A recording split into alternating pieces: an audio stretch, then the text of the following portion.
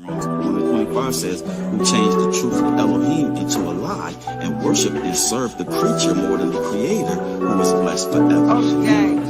Right? So what do you mean? Who changed the truth of the Most High into a lie? Everything you thought was in the Bible, some years of serious consideration has now shown you that it's not even in the Bible. This is about the way that I walk. You got an issue about the way that I talk? I'ma give it to you. For the brothers outlined in the chalk, Tamir Rice chilling out in the park, I'ma give it to you. And they don't know the way that I feel. On the mission now to tell you what's real, I'ma give it to you. While you're looking for a proper pill, you want the gospel just to cop you a feel. I'm not dealing with you. I'm hitting on this track like it's magical. Place it with the classical, I make it international. You want the sympathetic, and I'm a little drastic though. Focus on my past, I'ma give you what you're asking for. Save it for the fashion show, talking about your church service. I ain't here to talk to you, where the hell your pastor go? Lying through his teeth, preaching like he swear to God. Misleading people, now they act like they ain't scared of God. People looking for change, but choose to walk ahead of y'all. Make a tight beat, tell the truth in the song, and they head a nod. No change, no option of dodging flames. Dreams of copping the range, sneakers, outfits, and chains. Nigga prophets explain why demon prophets remain. One ticket to hell, my niggas hopping the train. Y'all got a name to put the top prophets to shame. His name and his fame is stopping the pain. This is about the way that I walk. You got an issue about the way that I talk? I'ma give it to you. For the brothers outlined in the chalk, Tamir Rice chilling out in the park, I'ma give it to you. And they don't know the way that I feel. On the mission now to tell you what's real, I'ma give it to you. While you're looking for a proper pill, you want the gospel just to cop you a feel. I'm not dealing with you. Didn't want to read it, receiving it from the Catholics. Mine couldn't conceive of believing it from the Baptists. The Hebrews wasn't white, so they running all out of actors. Searching through the chapters and seeing they got it backwards. Kindly tell the truth, and the rage in them only escalated. Every word they hated, but none want to debate it. So what I'm supposed to do, let them fake it until they make it. Nah, bowing to the idols, my power's vowing to take them down. Now I believe in smoking while Christians drinking the potion. Everybody's high on that lie when the demon spoke it. Alive on arrival with Bruce, we all awoke with. Vision kinda blurry, he's realigning the focus. Gotta tell the truth, if it fills the room or it clears it out. Peers don't wanna hear, so I'm filled with a lot of fears and doubts. You gave me the heart, so it's time to put the action in. Praises that I give you on earth will only be practicing. This is about the way that I walk. You got an issue about the way that I talk? I'ma give it to you. For the brothers outlined in the chalk, Tamir Rice chilling out in the park, I'ma give it to you. And they don't know the way that I feel. On the mission now to tell you what's real, I'ma give it to you. While you're looking for a proper pill, you want the gospel just to cop you a feel. I'm not dealing with you.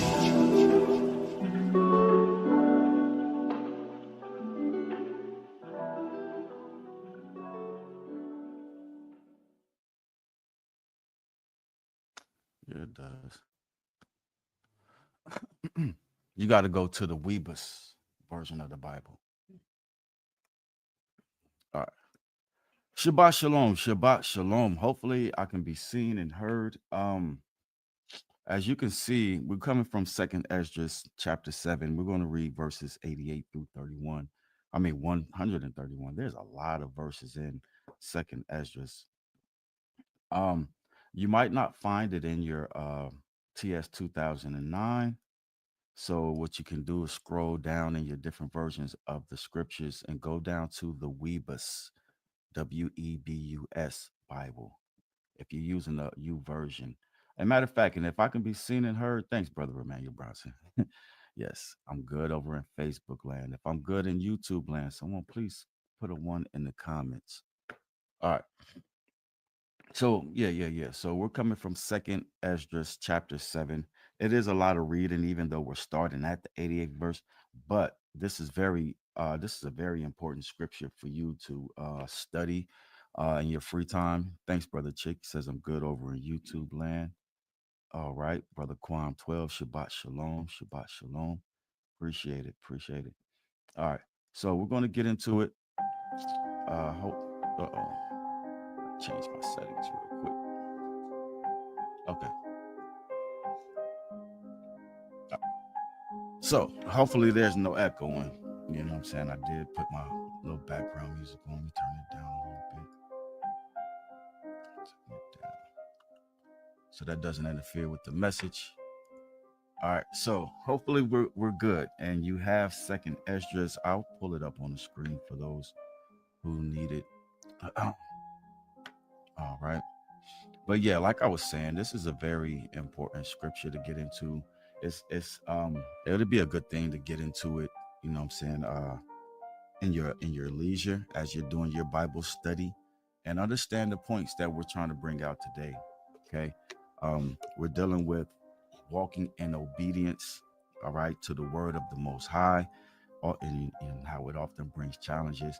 We're going to draw back into Noah, and and how Christ says the end days will be like the days of Noah. You know what I'm saying? And we can pretty much see that is the case today. All right, so without further ado, let's go ahead and get into it. Second Esdras chapter 7, looking at verse 88, starting at verse 88, and it reads, "This is the order of those who have kept the ways of the Most High, when they will be separated from their mortal bodies."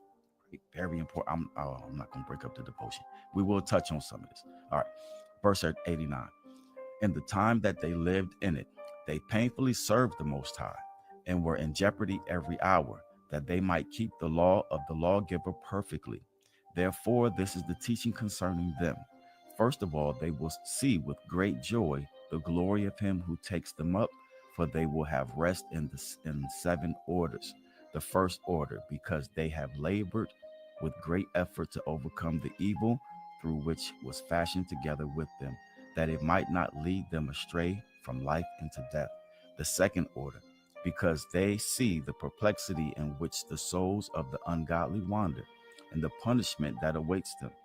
The third order, they see the testimony which he who fashioned them gives concerning them, that while they lived, they kept the law which was given them in trust. The fourth order, they understand the rest which, being gathered in their chambers, they now enjoy with great quietness, guarded by angels, and the glory that awaits them in the last days.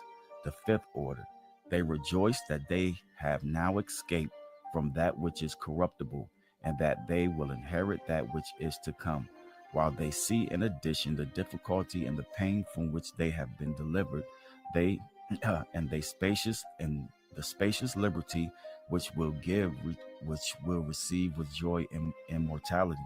The sixth order, when it is shown to them how their face will shine like the sun, and how they will be made like the light of the stars, being incorruptible from then on.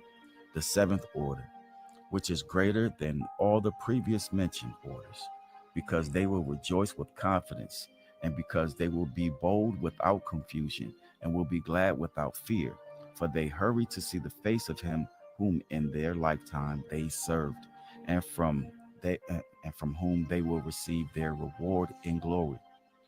This is the order of the souls of the just, as from henceforth is announced to them. Previously mentioned are the ways of torture, which those who would not give heed will suffer from after this. I answered, will time therefore be given to the souls after they are separated from their bodies, that they may see what you have described to me? He said, their freedom will be for 7 days, that for 7 days they may see the things you have been told, and afterward they will be gathered together in their habitations. I answered, if I find favor in your sight, show further to me your servant, whether in the days of judgment the just will be able to intercede for the ungodly, or to entreat the Most High for them, whether fathers or children for parents, or kindred for kindred, or kinfolk for kinfolks for their next of kin, or friends for those who are most dear. He answered me, since you have found favor in my sight, I will show you this also. The day of judgment is a day of decision, and displays to all the seal of truth. Even as now a father doesn't send his son, or a son his father, or a master his slave, or a friend him that is most dear, that in the place he may understand, or sleep, or eat, or be healed. So no one will ever pray for another in that day. neither will one lay a burden on another. For then everyone will each bear his own righteousness or unrighteousness. I answered, how do we now find that first Abraham prayed for the people of Sodom, and Moses for the ancestors who sinned in the wilderness, and Joshua after him for Israel in the days of Achan, and Samuel in the days of Saul, and David, the plague, and Solomon for those who would worship in the sanctuary, and Elijah for those who received rain, and for the dead that he might live, and Hezekiah for the people in the days of the Sennacherib, and many others prayed for many. If therefore now, when corruption has grown and unrighteousness increased, the righteous have prayed for the ungodly, why will it not be so then also? He answered me, this present world is not the end. The full glory doesn't remain in it. Therefore, those who were able prayed for the weak. But the day of judgment will be the end of this age and the beginning of the immortality to come, in which corruption has passed away, and temperance is at an end, and fidelity is cut off, but righteousness has grown and truth has sprung up. Right? Mark that. Then no one will be able to have mercy on him who is condemned in judgment, nor to harm someone who is victorious. I answered then, this is my first and last saying, that I would have been better if the earth had not been Salakia. Let me start over. I answered then, this is my first and last saying, that it would have been better if the earth had not produced Adam, or else when it had produced him, to have restrained him from sinning. From what profit is it for all who are in this present time to live in heaviness, and after death to look for punishment? O Adam, what have you done? For though it was you who sinned, the evil hasn't fallen on you alone, but on all of us who come from you.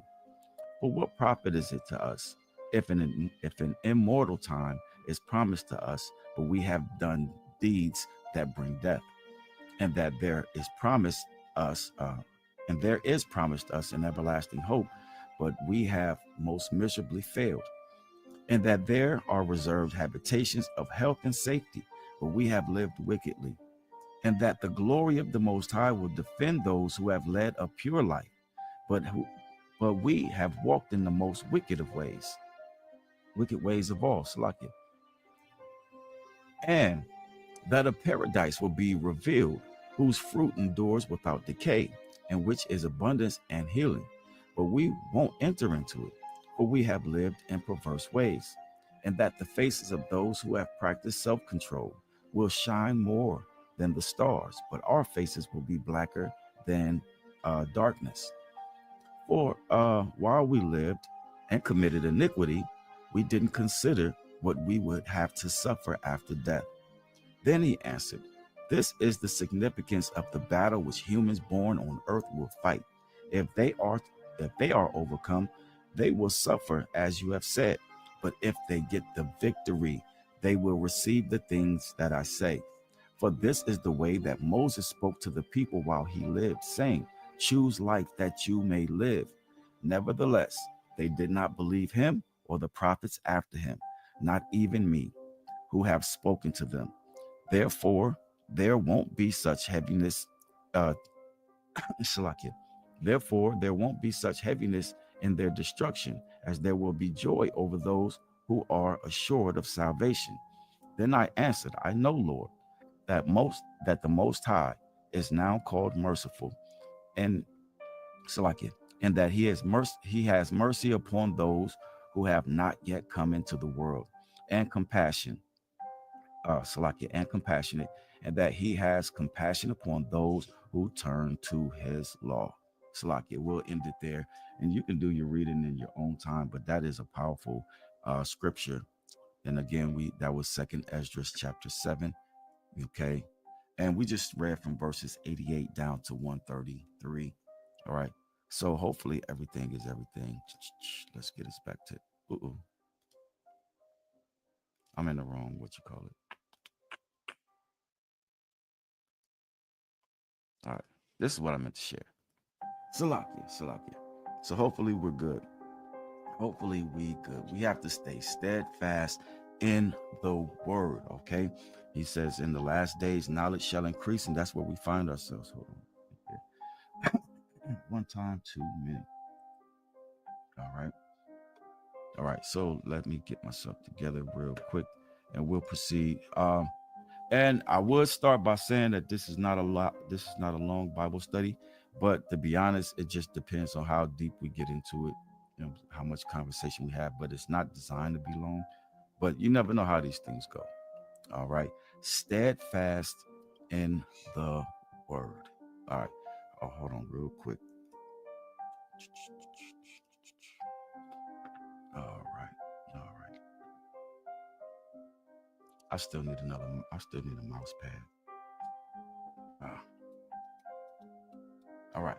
So that's the goal. That's the goal at the end of the day. Staying steadfast in the word of Yahawah amidst negativity. And we're going to learn some lessons from Noah about faith and resilience in the face of challenges. In this Bible study, we will explore the steadfastness of faith, exemplified by Noah amidst negativity and challenges. We will discuss the importance of being steadfast in faith. We'll analyze Noah's story and draw lessons from both the Old and the renewed covenant, as well as the Apocrypha. All right. And then, two, before we get started, I do want to say, as far as Second Esdras chapter 7 is concerned, you can kind of see why they had to get rid of that, right? They had to get rid of Second Esdras because of the pureness that it spoke, especially when it comes to you keeping the law, statutes, and commandments. They had to get rid of it for that reason. And then they wanted to introduce, well, the Catholic Church in particular wanted to introduce paying indulgences for the removal or the forgiveness of sins. So they had to remove it for that reason. And then they had to remove it because they have a doctrine called purgatory, right? Where they assume that, you know what I'm saying, you can pay money and pray and do all of these things for people who have passed because they're living in this purgatory, right?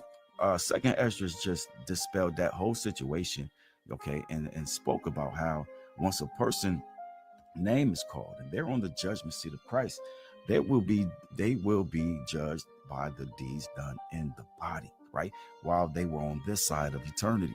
Okay. And then there's no prayer from any loved one that is going to move them forward. All right. So on and so forth. They made their choice. So we petition people who say that they believe the Bible, say that they believe God, say that they believe the word, so on and so forth, to not only believe in God, but believe him. Believe what he says when he tells you to get back to the law, statutes, and commandments, right? Believe what he says in the scriptures. What is it? Revelations 22:14 tells you to keep the scripts, keep the law, statutes, and commandments, right? Revelations 14:12 tells you the patience, the endurance of the saints, and that's those who are keeping the commandments and have the testimony of Christ, right? You need them both. We're going to employ that you do those things, and we're going to keep every Shabbat bringing the significance of keeping the Most High's laws, statutes, and commandments. Right now, we're staying steadfast in the word of Yah, all right? And we don't care about the criticism and the negativity. Why? Because as we just read in Second Esdras, the Most High has our reward, okay? These people with their opinions and their indoctrination into the Roman faith system of Christianity, right? That's They have no reward to give you. So it's important to obey the Most High at all costs, right? Walking in obedience to the word of Yahawah often brings challenges, especially when those around you, including indoctrinated Christians, misunderstand or ridicule your faithfulness, right? They ridicule and they misunderstand your faithfulness, your steadfastness. Yet, as we dive into the scriptures, we find encouragement and instruction to remain steadfast, even in the face of opposition. The story of Noah serves as a powerful example of unwavering obedience to Yah's commands and the reward of faithfulness. Okay, let's jump into Genesis chapter 6. We're going to look at verses 11 and 12. All right. As understand, it says, and the earth was corrupt before Elohim, and the earth was filled with violence. Remember, Christ Yahushua said that the end days were going to be like the days of Noah, right? It says in verse 12, and Elohim looked upon the earth and saw that it was corrupt, for all flesh had corrupted their way on the earth. Right? So Noah's his life stands as a testament to steadfast faith and obedience in a time when the earth was corrupt before Elohim, and the earth was filled with violence, according to Genesis 6 and 11. Noah found favor in the eyes of Yah. He was described as a righteous man, perfect in his generation. Okay, and Noah walked with Elohim, right? When you scroll up verse 9. Okay. So, despite the mockery and the disbelief of those around him, Noah obeyed the Most High's command to build the ark, right?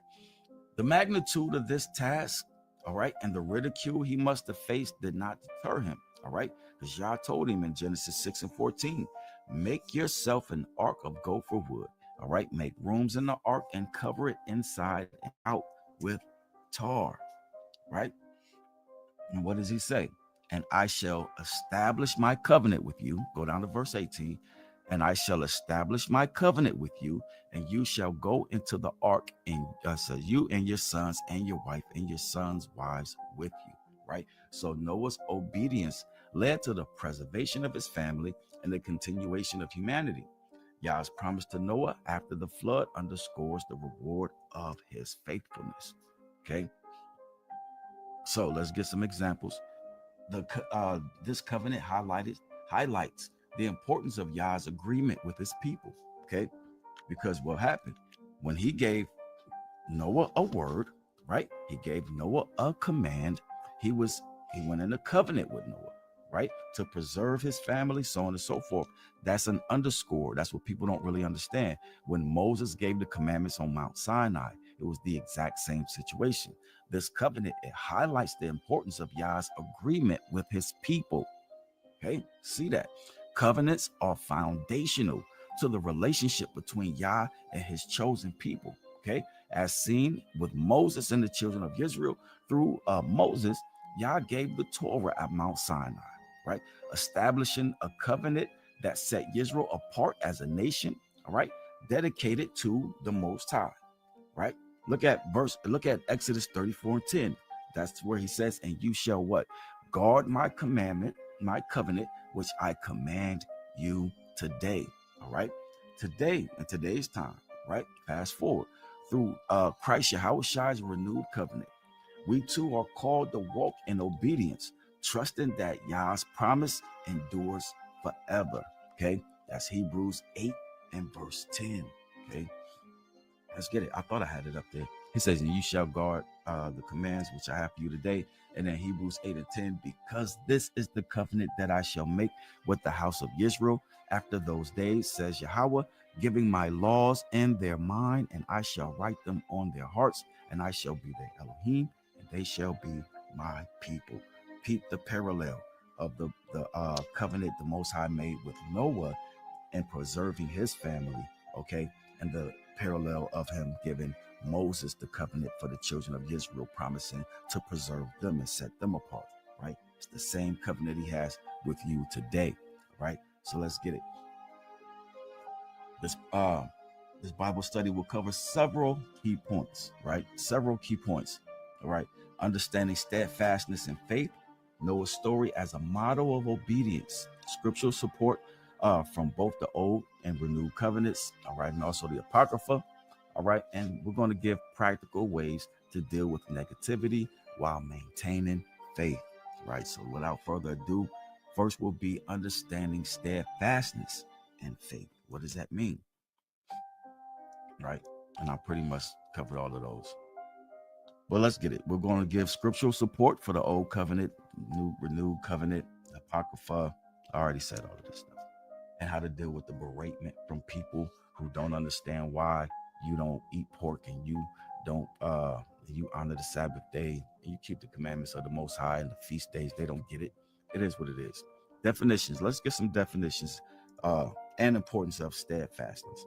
Because steadfastness is defined as being resolutely or dutifully firm and unwavering, right? It is essential as it helps individuals remain committed to their faith. It prevents them from being swayed by external negativity, and it fosters spiritual growth. All right.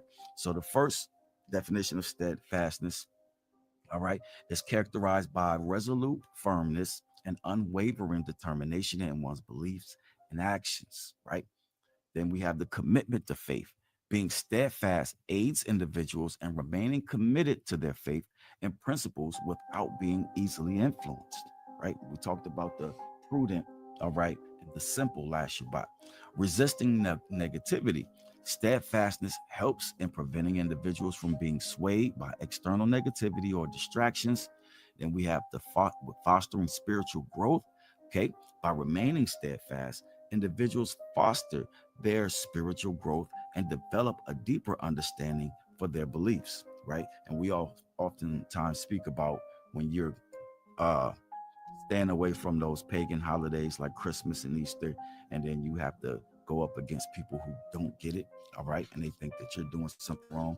Understand that you are exercising spiritually, saying, the obedience and the steadfastness of the Most High's word. Okay.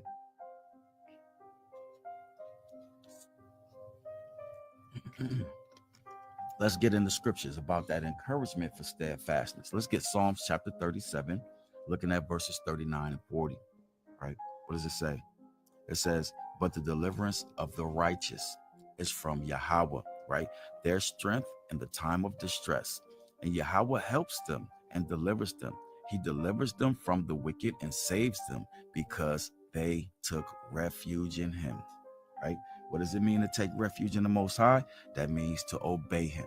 That means if you obey in the Most High, you obviously believe in him, right?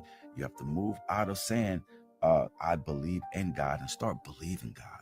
What did he say in his word, right? What did he say? Matthew chapter 5, looking at verses 10 through 12. Blessed are those persecuted for righteousness' sake, because theirs is the kingdom of the heavens. Blessed are you when they reproach and persecute you and falsely say every wicked word against you. For my sake, rejoice and be glad, because your reward in the heavens is great, right? And I take a lot of comfort in this scripture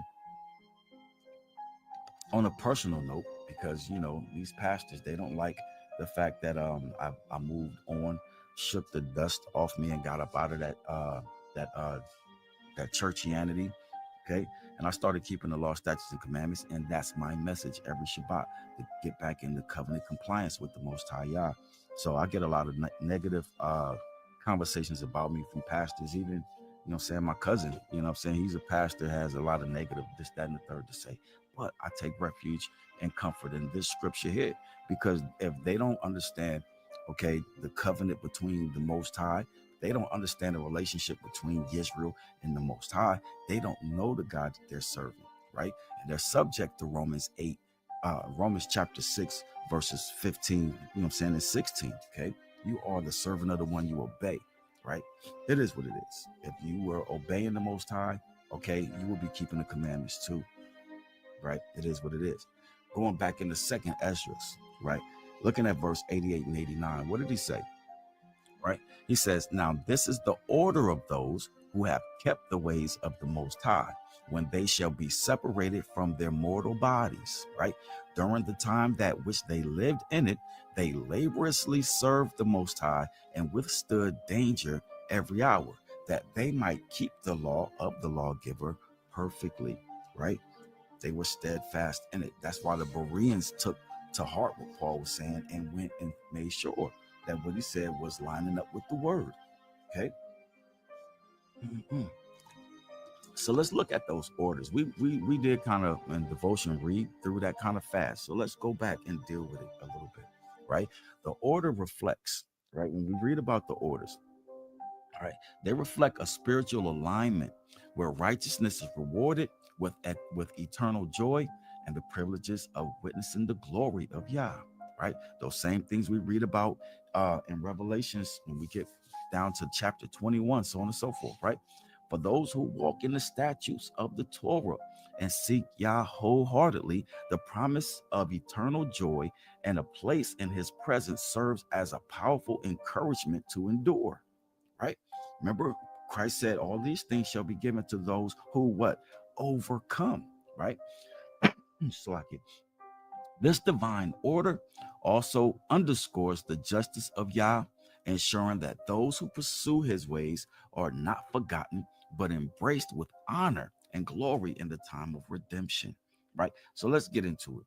In the in second Ezra chapter 7, starting at verse 92, right? We get the first order.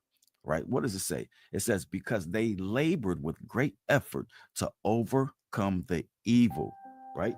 They labored with great effort to overcome the evil, right?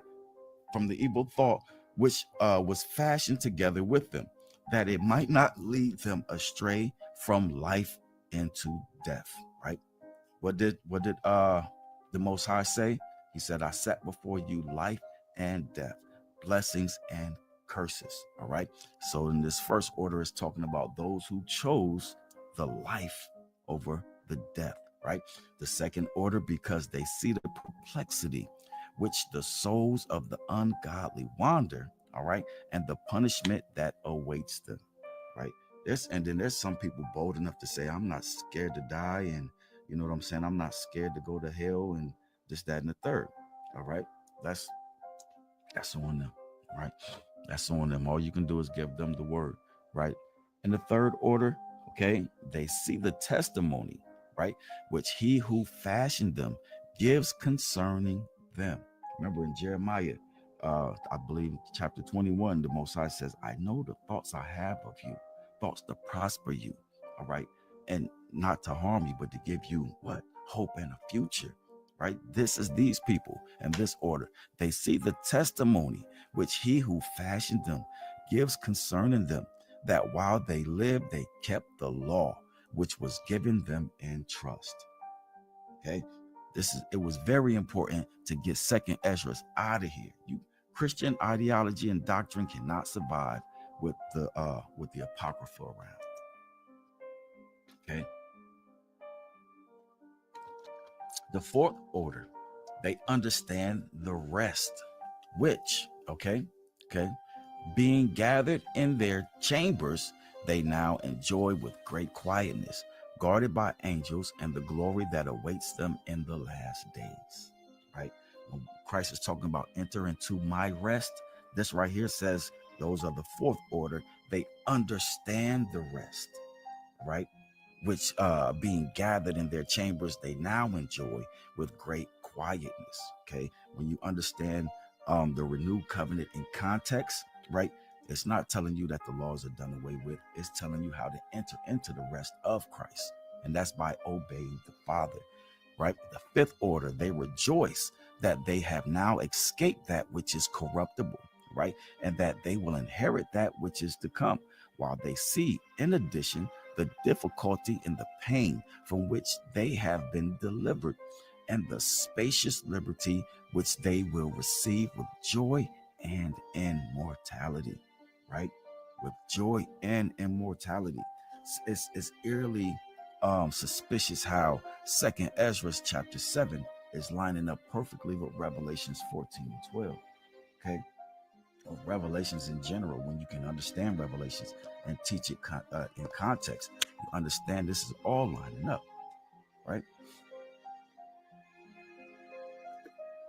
The sixth order, when it is shown to them how their face will shine like the sun, and how they will be made like the light of the stars, being incorruptible from then on, right?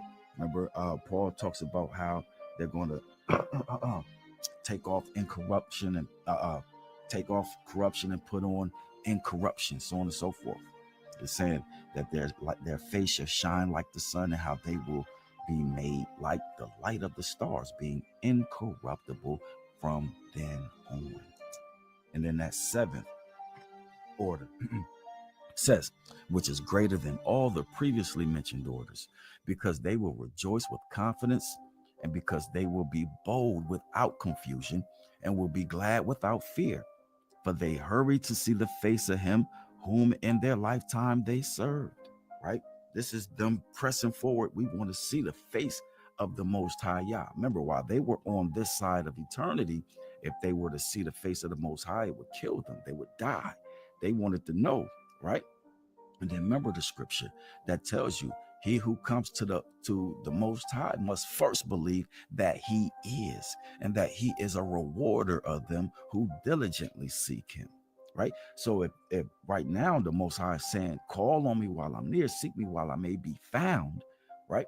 Well, this is telling you, learn what I love, learn the things that I hate. Okay.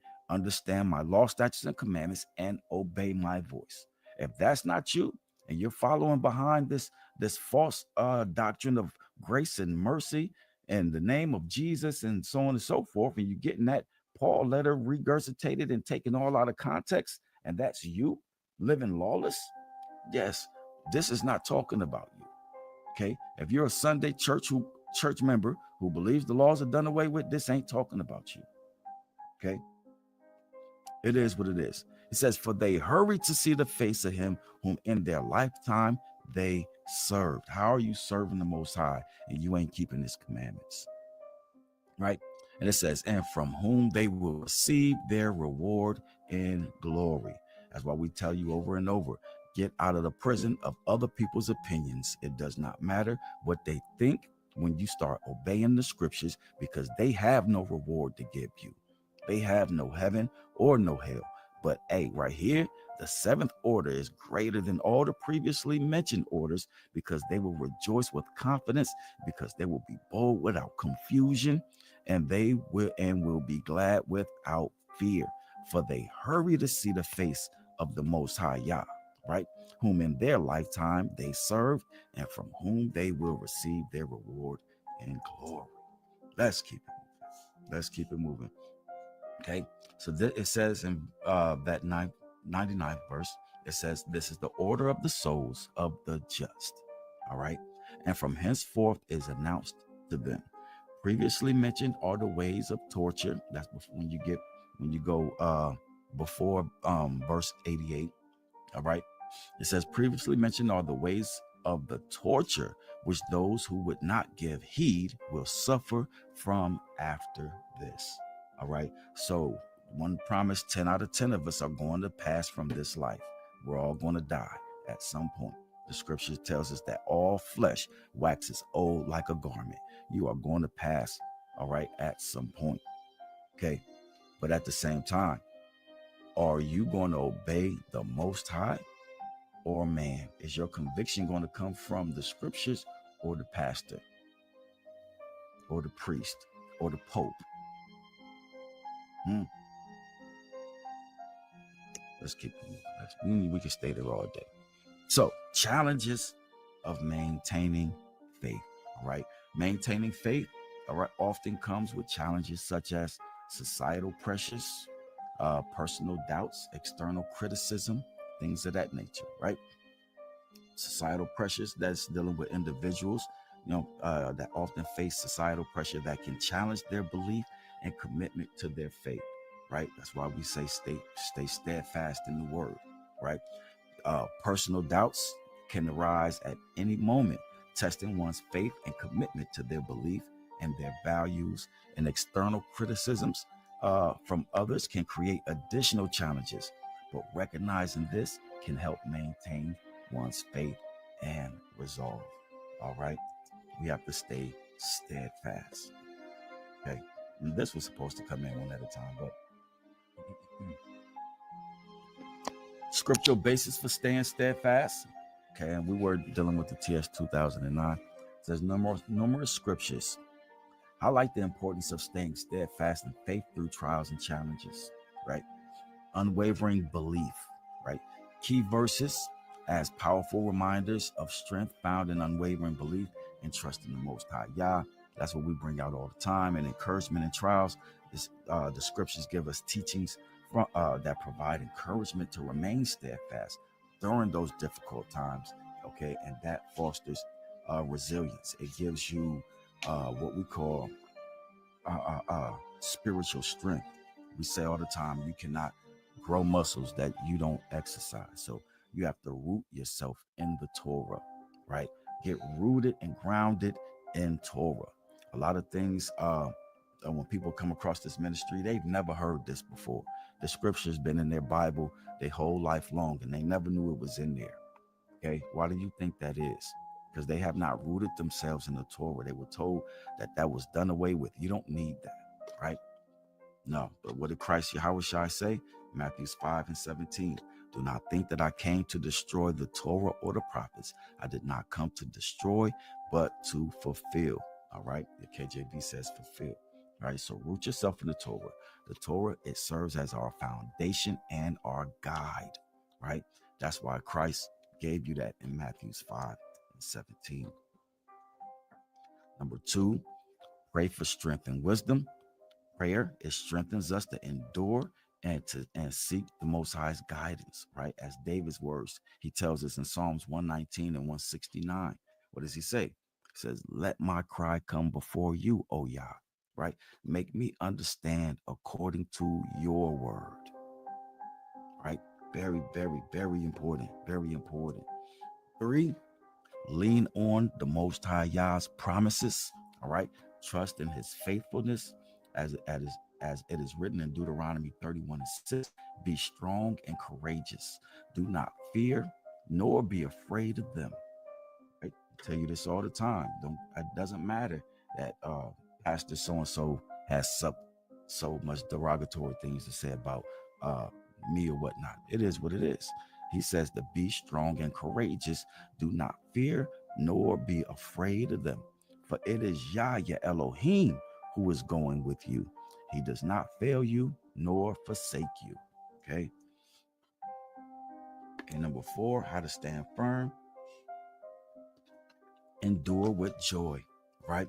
Christ Yahawah or Yahusha, as some call him, endured ridicule and suffering. All right. And we are called to follow his example. Right. Let's get Hebrews chapter 12 and verse 2. He says, looking to the prince and perfecter of our belief. Right. It says, Yahusha, who for the joy that was set before him endured the stake, having despised the shame. Right. He went through it. All right. And we were all the better for it. Right. So let's deal with Noah a little bit. Hopefully, no, I don't think we'll stay here, because the message at some point will get redundant. It's the same thing. Noah's story is a powerful example of obedience and steadfastness, right?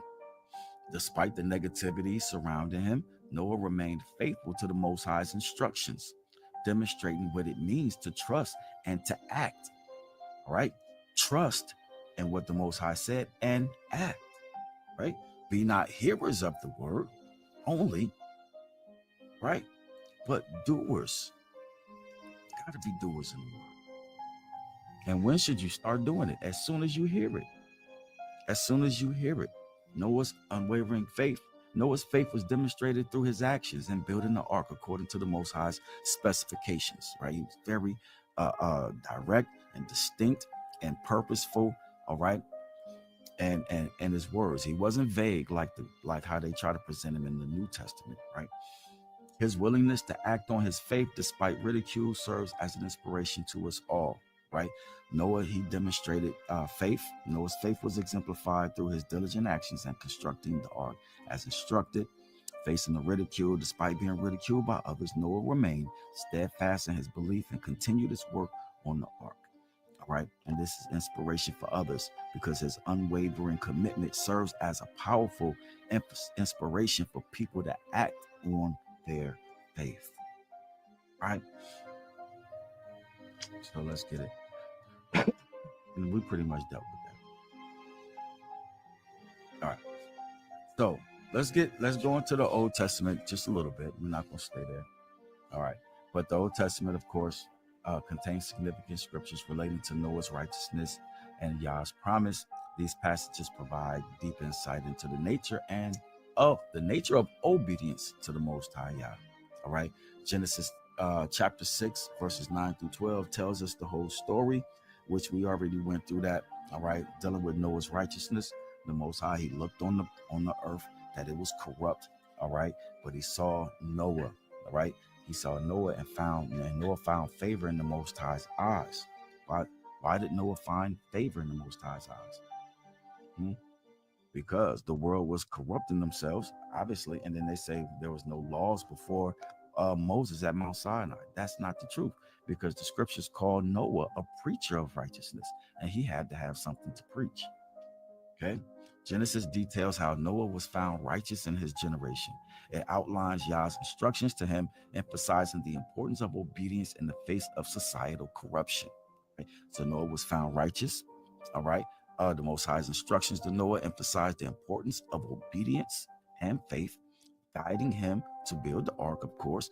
And Noah's obedience to divine instructions highlights the significance of faithfulness in challenging times. Right? Imagine how rough it must have been for Noah to go against what everybody else was doing, right? And all of the words that everybody had to say. Okay. That's the same challenge we face to this day. All we're trying to do is obey what the Bible said, right? It is what it is. Isaiah, when we look in Isaiah chapter 54 and verse 9, right?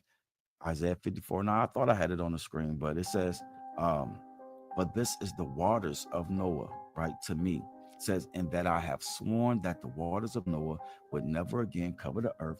So I have sworn not to be wroth with you, nor rebuke you. Okay, so Isaiah, he speaks of the everlasting covenant of peace that the Most High made with Noah, right?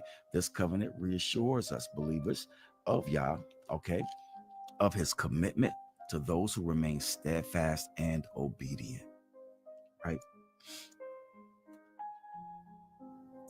And then too, when we're looking at Proverbs 3, 5-6, I thought I had those up there.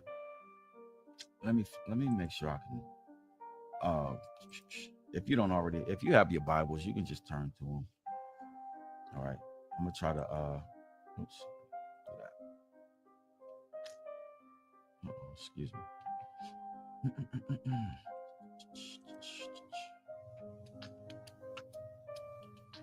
Proverbs 3, starting at verses 5 and 6. It says, dang, my mouse is being sensitive. It says, trust in Yahawah with all your heart, lean not to your own understanding, know him in all your ways, and he makes all your paths straight. Okay? Don't listen to anybody telling you the laws are done away with. If you're listening to the laws being done away with, you're going to obey somebody's laws. And you know what I'm saying? And it's not the Most High's. Anyways, the renewed covenant reaffirms the themes of faith and obedience found in the old covenant, all right, linking them to the life and teachings of Christ Yahushua, all right, thus enriching our understanding of steadfastness, right? And did we deal with Hebrews 11 and 7, right? Let me grab that real quick. And that's my fault. I usually have it to where it pops up on the screen, but it's not doing that for me today. All right, so I'll just read it from over here. Starting at verse 7. What did he say? Dealing with Noah, right? Well, let's go up to verse 6. Verse 6 says, by faith, Enoch was translated and was not seen, and was not, and as not to see death, all right, and was not found because Elohim has translated him. It says, for before his translation, he obtained a witness that he pleased Elohim. All right, we're going to hear the same thing about Noah. It says, by faith, Noah, having been warned of what was yet unseen, having feared, prepared an ark to save his house, through which he condemned the world and became heirs of the righteousness, which is according to belief. All right, which is according to faith. The Most High said it. Noah believed it. All right, and saved everybody. Then you get 1 Peter chapter 3 and verse 20, and we're just covering verses that's just basically mentioning, you know what I'm saying, the faith of Noah, right, and the benefit. 1 Peter chapter 3 and verse 20. What does it say? Right, and it says, who were disobedient. All right. It says in verse 19, in which he also went and proclaimed unto the spirits in prison, who were disobedient at one time, and when the patience of Elohim waited in the days of Noah, while the ark was being prepared, in which in which a few, that is, 8 beings, were saved through water. Right? That steadfastness, that importance to obey the Most High's voice. Right? Matthew's chapter 24, verse 37. All right. And he's talking about, and this is what I really wanted to get to. I'm not going to stay there all day, but I wanted to underline this point as it refers to us in today's time, because Christ said that in the last days be like the days of Noah, right? Noah, Matthew's 24 and 37. All right. She's being extra sensitive. All right. It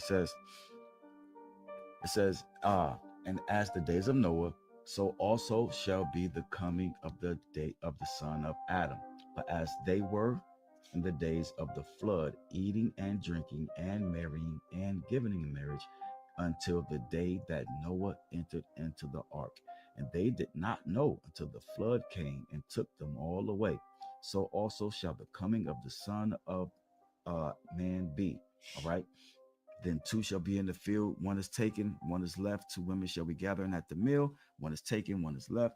Watch, therefore, for you do not know what hour your master is coming. Okay, that's very important, even though you don't know when Christ Yahawah is coming back to tread the wine presses, right? You have to be steadfast like Noah, okay? Steady working and obeying the Most High Yah, all right? And like the young people say, don't, well, how they say it? You be ready, you ain't got to get ready, right? If it comes to that point and you try and you're convinced now that the earth's shaking, all right, might be too late for you, okay? It'd be better to just heed the Most High's word now, all right, and believe that time is coming where Christ is coming to shake the earth, right? The Apocrypha provides additional insights into the characters and the virtues of Noah, reinforcing the lessons of obedience and steadfastness found in traditional biblical texts, right? Sort of like how we just ran up on 2nd Ezra 7, and it provided us with that awesome witness, right? But you also have the Wisdom of Solomon, chapter 10, and I have to find it over here. Oh, I know what happened. I do know what happened. My computer wasn't agreeing with me today, so I had to skip over the portion where I was adding different scriptures to it. Oh, I pushed the wrong one. Hold on, let me find the KJV, the Apocrypha. I have to use 2 different computers to pull it off. All right. So let's get Wisdom of Solomon. And I just want to read it, and then we'll move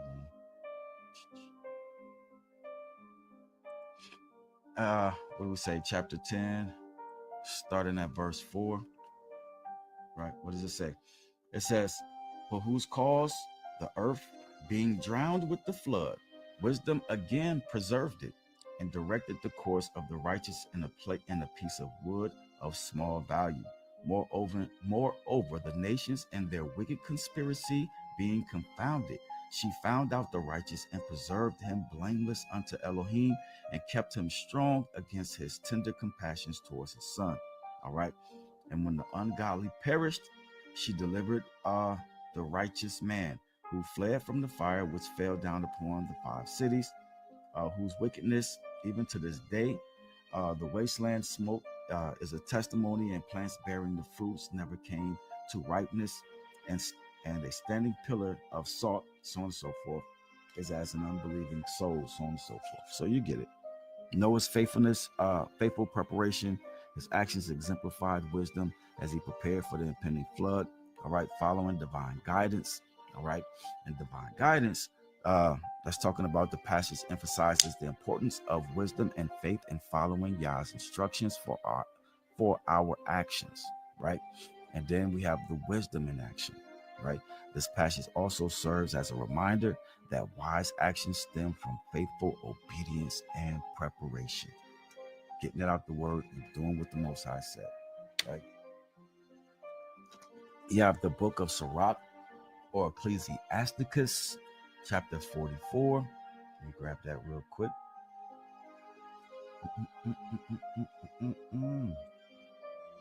Chapter 44, looking at verse 17. What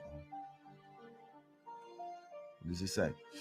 17 and 18, it says, Noah was found perfect and righteous.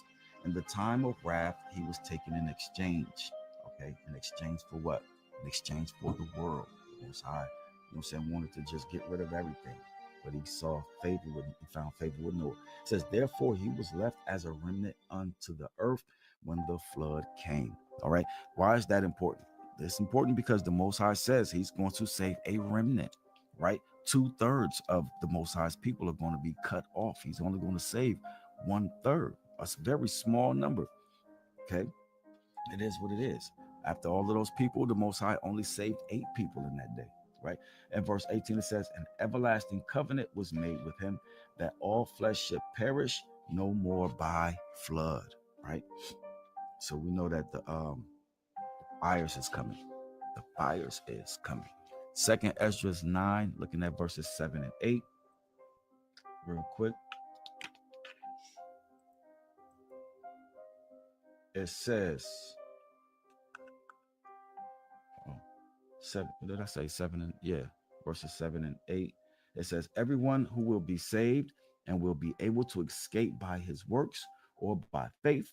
It says, for everyone who will be saved and will be able to escape by his works or by faith by which they have believed will be preserved from the said perils, right? And will see my salvation in the land and within my borders, which I have sanctified for myself from the beginning. All right. So you better follow the Most High's commands, okay? Because they lead to profound rewards, all right? Enhancing one's spiritual and worldly experiences, right? And then having a steadfast faith is essential for receiving the ultimate blessings promised in the scriptures, fostering spiritual growth. So understand, 2nd Ezra 9, 7, and 8 highlights the rewards promised to those who obey the Most High's commandments, right? Period. So in today's world, negativity and criticism can challenge our steadfastness. It can. That's just the reality. It's just truth. This section will explore how to recognize, address, and overcome such challenges through faith. Right. So the first one will be recognizing negativity. Right. It's crucial to identify when negativity appears in our lives. Awareness allows for a better response to criticism. Right. Being aware of it. Okay. So where it's not catching you off guard, right, can help you respond better, right? Constructive addressing criticism, okay, is vital for personal growth. It transforms negativity into opportunities for improvement, right? And then it also, allows you to obey the scriptures that says, let men see, you let your light so shine, before man, that they see your good works and glorify your Father, which is in heaven, right? So it's not about being combative, angry, disrespectful or whatever, just learning how to be constructive when you're addressing criticism, understanding sources, understand why they believe what they believe, right? That's a good way to combat it as well. We understand that a lot of people who pile up in Sunday church, okay, they haven't learned the scriptures biblically, they learned it traditionally. All right, it's all about religion and tradition that was passed down, right? But when it comes to studying the word, we find a lot of folks who are simple, right? The Most High, we addressed this last Shabbat with the simple and the prudent. You have to be prudent. Understand their source. Understand the source of criticism helps in maintaining focus in one's faithful journey, and it keeps distractions at bay. It's essential to recognize when negativity arises and how to address it constructively. All right. Understand the source of criticism can help in maintaining focus on one's faithful journey. Right. So we have to overcome, right? Because the scriptures provide numerous encouragements for overcoming negativity. Right. So we just have to deal with it. Scriptures offer powerful encouragements that help believers overcome negativity and foster a positive mindset, right? And I think Ezra's dealt with that, perfectly. All right. So let's get some practical steps to remain steadfast. And we'll get out of here. Okay. Finally, we'll discuss practical steps one can take to maintain steadfastness and faith. All right. Including prayer, communities. Let's get it. Let's deal with it one at a time. Engaging in regular prayer can strengthen one's faith and provide comfort during difficult times, right? And then community support, surrounding ourselves with a supportive community, all right, that fosters encouragement, all right, and it helps maintain steadfastness in faith, right? And then taking a personal reflection, right? Taking time to for personal reflection helps individuals assess their faith journey, and identify areas for growth. Okay, we don't all have it 100% right, all right, but the point is to work on it, right? A lot of us wanted to do Passover last year and didn't get to it, right? Well, it's coming up again, right? You're working on it, right? We're going to do better this year than we did the year before and years prior, constantly striving to be better and obeying the Most High, right? So let's just take us some nuggets out of Noah's story, all right? And we're going to be dealing with the reward of faithfulness, right? Moreover, Christ Yahawah promises eternal life to those who what endure unto the end. 1 John chapter 2:25 says, and this is the promise that he has promised us, everlasting life, right? So let's get it. And we already read Hebrews 11:6. All right. But anyways, the story of Noah reminds us that the Most High Yah rewards those who diligently seek him and walk in obedience. All right. Just as Paul, we don't know if Paul wrote Hebrews. I don't know why I left that in there. It says, but anyways, Hebrews 11:6, but without faith, it is impossible to please him. For he who comes to Elohim has to believe that he is, and that he's a rewarder of those who diligently seek him. All right. We have to understand that part. Remember, Abraham heard a voice and obeyed that voice. The voice told him to leave his father's house. He didn't know where he was going. All right. But he obeyed anyways. And from then on, he was called the friend of Elohim. So, yeah, that's pretty much Bible study. We'll read our conclusion. We'll get out of here. Do our thing real quick. Hopefully, and if you got something out of today's Bible study, you just go ahead and hit the like button. We'll appreciate it. We'll appreciate it. All right. In conclusion, the lesson of Noah reminds us of the importance of steadfastness and faith amidst negativity. Right. This by embodying the principles and drawings from the scripture, we can strengthen our resolve to follow Christ Yahawah faithfully. All right. And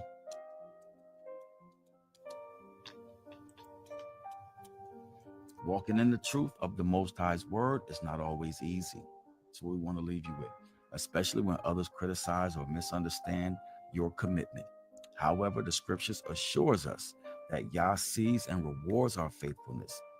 So let us take courage from the example of Noah, who obeyed the Most High Yah despite opposition, all right, and from the many promises in his word. May we remain steadfast, knowing that our labor is not in vain, and that great is our reward, all right, in the kingdom of the heavens. All right. That being the case, Brother Chick, come in and give us some wisdom. Good to see you. Shabbat Shalom, fam. Good to see you, brother. Shabbat Shalom. Excellent lesson. One of the things that stood out to me as you were speaking, and it came up a couple times, was about, faithfulness and being perfect. And I know I brought this up a lot of Sabbaths ago, just about that word perfect and understanding it. And I've been really digging into it. I never found the book that my father told me about, but I've really been digging into that word in Hebrew. And the word uses tamim. It's H8549, and there's so many different breakdowns of it. And the ones that stood out to me are complete, upright, helpful, having integrity, well-rounded, balanced, sincere. And the more you dig into it, because a lot of the Hebrew words, as we discussed before, they're not just a one-word definition, they have meanings. But the more you dig into it, it talks about getting better every day. And while I bring that up, everybody you talked about, from Abraham to Noah to Moses to David, those were people that the Most High called perfect in their ways. We know where they fell short. We know Abraham kept lying about his wife being his sister because he was afraid. We know about Noah being a drunkard at times after the flood. We know about David and lusting over a woman and having her husband killed, basically. We know about Moses when he kept doubting. Yet they were considered perfect. And they were considered perfect because they were balanced and well-rounded. And every time they made a mistake, they knew, they repented, they humbled themselves, and they got better. I bring that up because I feel like that's a point we struggle with. I've had a lot of conversations these past few weeks with a friend of mine talking about that. Coming from the places we come from and seeing the things we see, we sometimes feel like the things we've experienced dirtiest us up, and we don't deserve that promise. So that, I think, that can make us struggle with being that faithfulness and being steadfast, because it's like, that's impossible. I'm not going to get that. I've seen this. I've done that. The negativity comes in because people will call you a hypocrite when they see you trying to do better, because I remember you did this. It's like, you're right, I did do that. I'm trying not to do that anymore. But those type of words can go, maybe I am a hypocrite. Maybe I do just keep digging deeper. Maybe my experiences do define me. I feel we really have to find that balance of, yes, we need to hold ourselves accountable. We do some things that we're not supposed to do. We need to learn to hold ourselves accountable, shake it off like David did. David cried, whipped himself and all that when his son was dying because he knew he was wrong. And then when it was over, he stood up, he took his punishment, he moved on, and he got back to being well-rounded and balanced and having integrity. We need to be able to do that so we can hold ourselves accountable, we can take what's coming, but then when somebody says you're a hypocrite, we shake that off and go, whatever you say is cool, but I know the path I'm on, and I feel like we make it impossible to get to heaven when Christ made it completely possible, because he came for the sinners. He came for the ones who were lost and fell short. So I guess what's standing out to me is just, I want us to find that balance of, yeah, we fallen short. Okay, that's over with.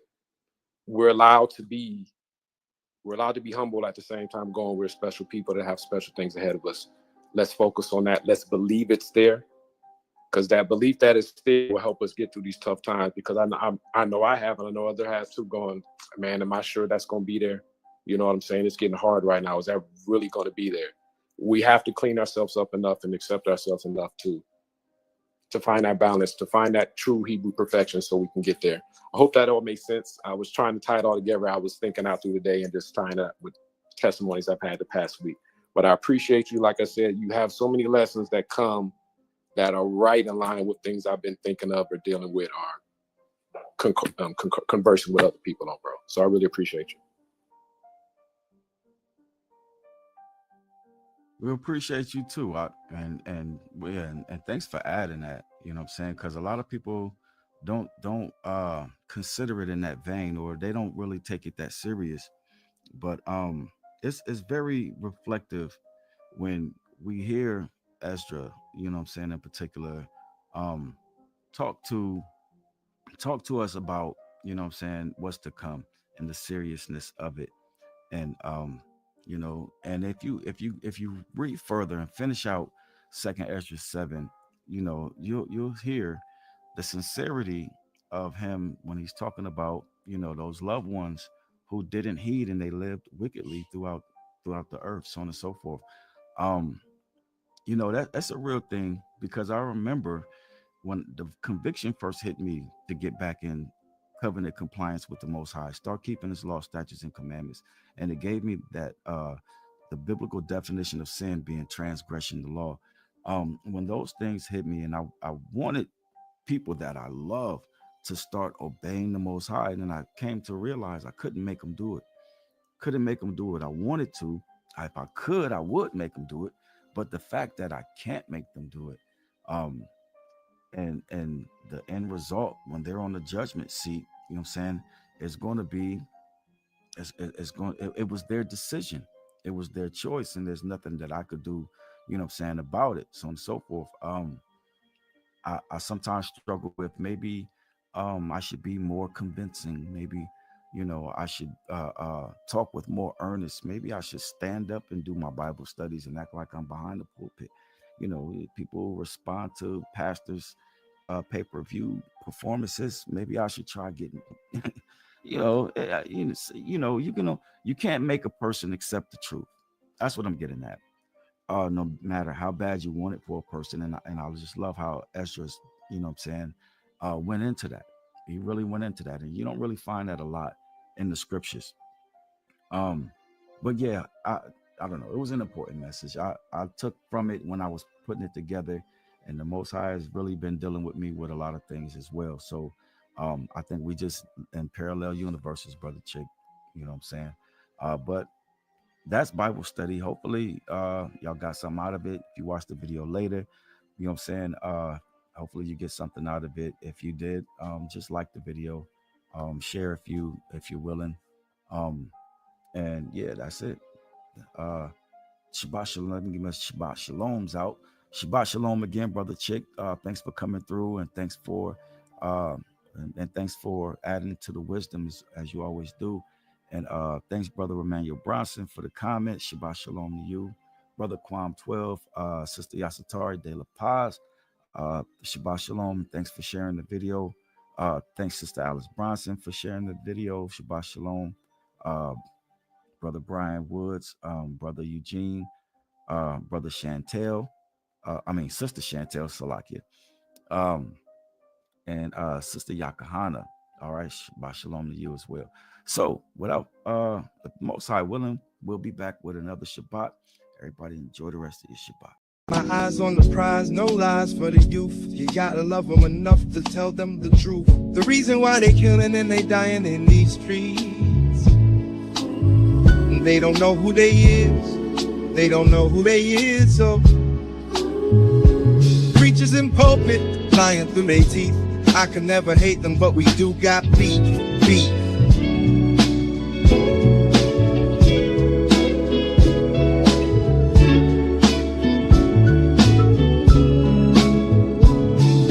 The reason why they lawless and they hate to hear the truth.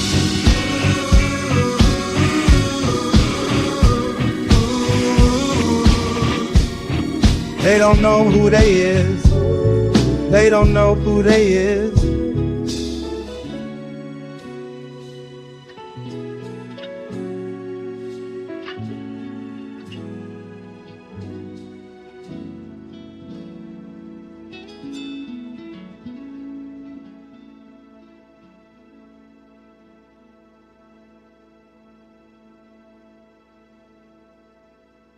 Yahawah, we love you. Yahawah, we love you, we thank, we praise your coming name. This vessel is all yours. Take it over.